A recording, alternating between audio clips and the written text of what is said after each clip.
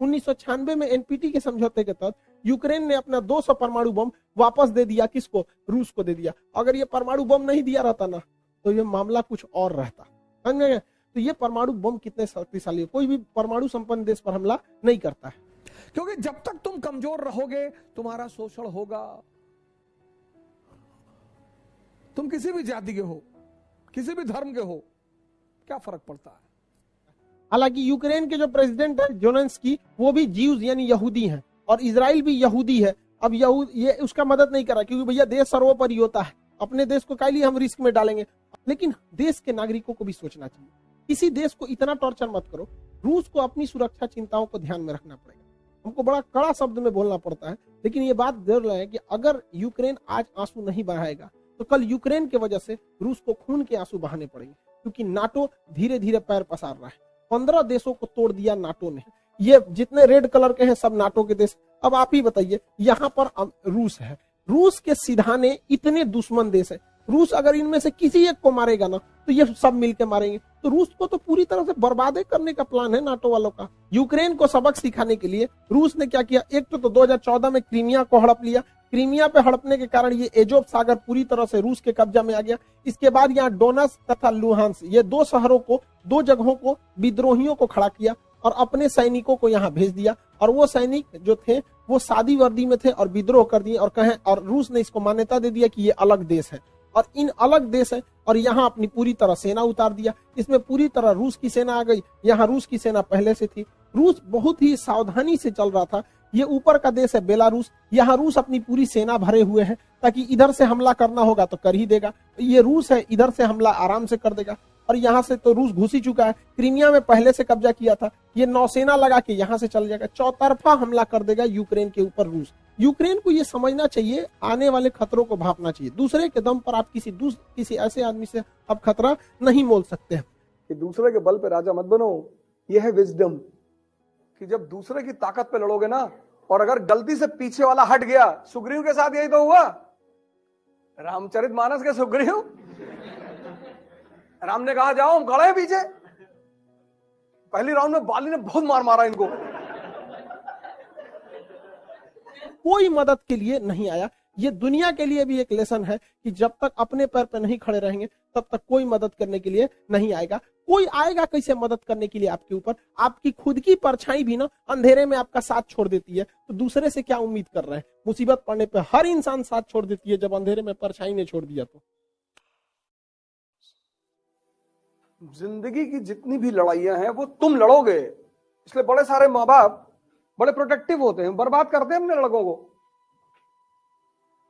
बाहर नहीं जाने देते, ये नहीं करने, कुछ सामान छोटा छोटा छूट देनी चाहिए माँ बाप को बचपन से ही।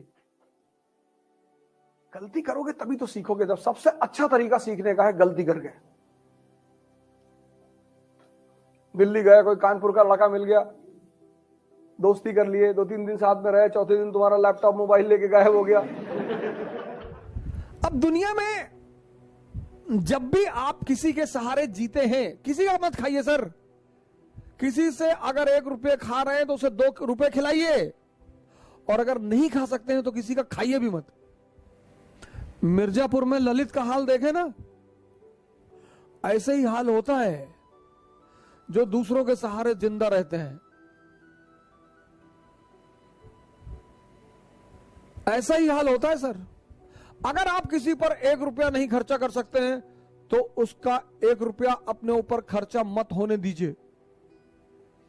जब तक संभव हो दुनिया में किसी का एहसान मत लीजिए, नहीं तो कल आंख दिखाएगा तो आप गाली नहीं दे पाएंगे। किसी का खाइए मत सर, बिल्कुल मत खाइए, नहीं तो किसी दिन किडनी मांग लेगा आपकी।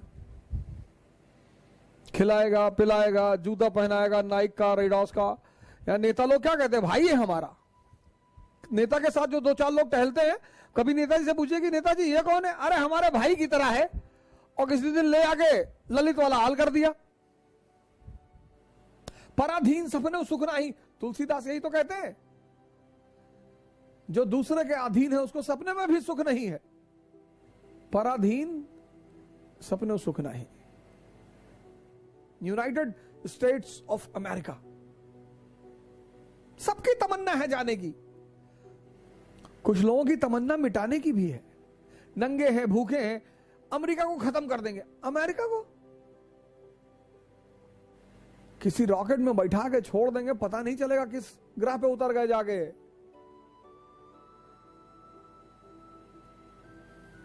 एक पक्षी है रैवन, वो बाज के कंधे पे जाके बैठ जाता है, और बाज शाहीन,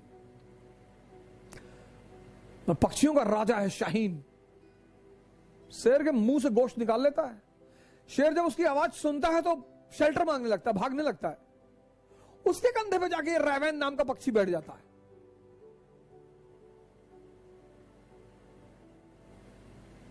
तो पता है बाज क्या करता है?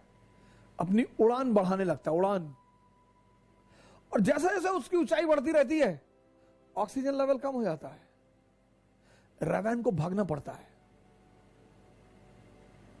अपनी ऊंचाई बढ़ाओ,